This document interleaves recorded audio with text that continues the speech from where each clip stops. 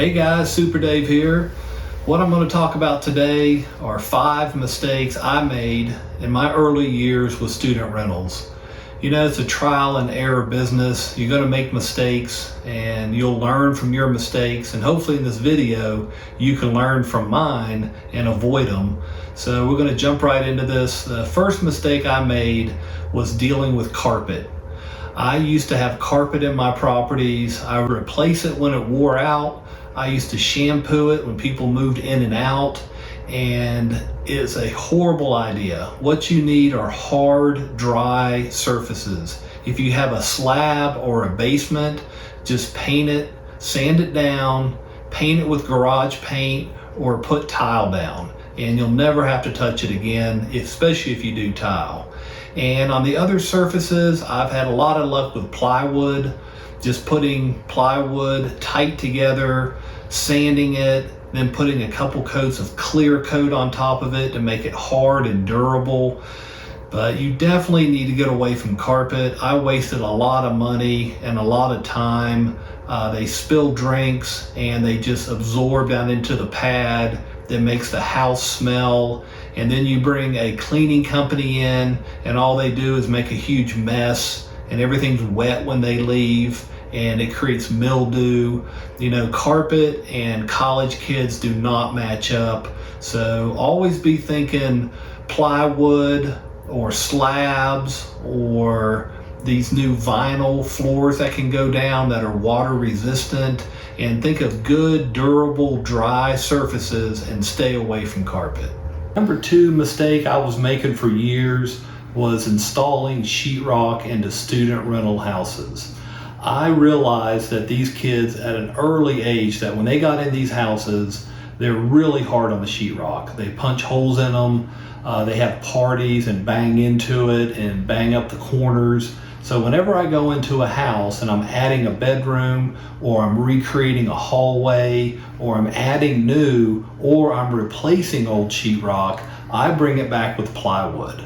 And it's real easy to do plywood instead of sheetrock, sand it down, give it a good coat of paint, and now you have a good solid surface. There's no more holes in the walls when you come back. It's a good solid surface. And for years I was laying sheetrock after sheetrock sheets into houses, and they were just tearing them up, and I was patching the sheetrock year after year. Over the last 10 years I've been doing plywood only, and when I walk in those rooms, they're the same as I left them. They are just a good, solid, dry surface, and they're there for years. Mistake number 3 I made at an early age dealing with student rentals was I didn't leverage myself enough.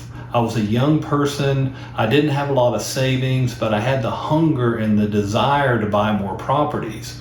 I tried my no money down deal as much as possible, but I ran into situations where I needed capital and I needed money to put down to buy that next house. And at a young age, when I was just getting started, I just didn't have the capital.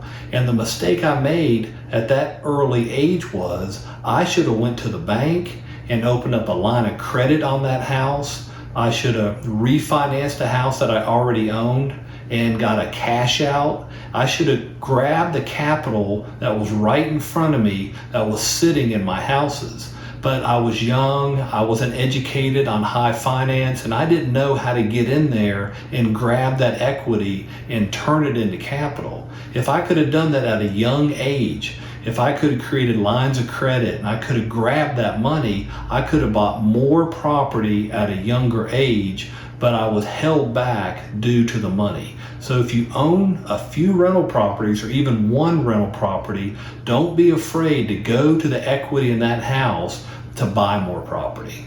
And number 4 is something I learned over time. You're gonna deal with parents and students who are upset over their deposit or the way the repairs are being handled. You know, it's not a perfect process, and they have high expectations, and I always do my best to meet them, but you don't always. And some people get upset, and in my early days, I was a little hot-headed, and I would argue with people, and I would interrupt them, and I would engage, and I would escalate the situation. But what I've learned recently is how to de-escalate. As soon as you get a parent or a student on the phone who's upset, you have to do two things. First, you have to listen. Let them talk, don't interrupt them, and let them finish what they have to say.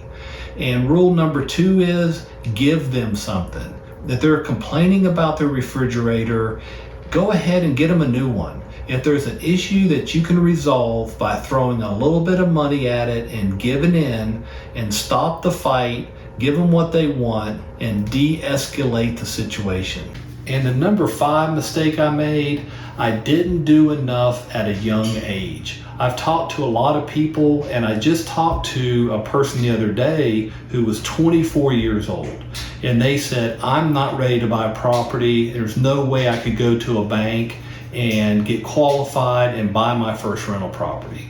Well, they had a job, they had tax returns, they showed income, they were absolutely ready to go borrow money. And at a young age, I should have bought more, I should have been more aggressive, and I shouldn't have been afraid of my age. You can't sit there and say, well, I'm too young, it's too early, I'm not ready. If you have a job and you have tax returns, you're ready to buy real estate and you're ready to buy rental properties.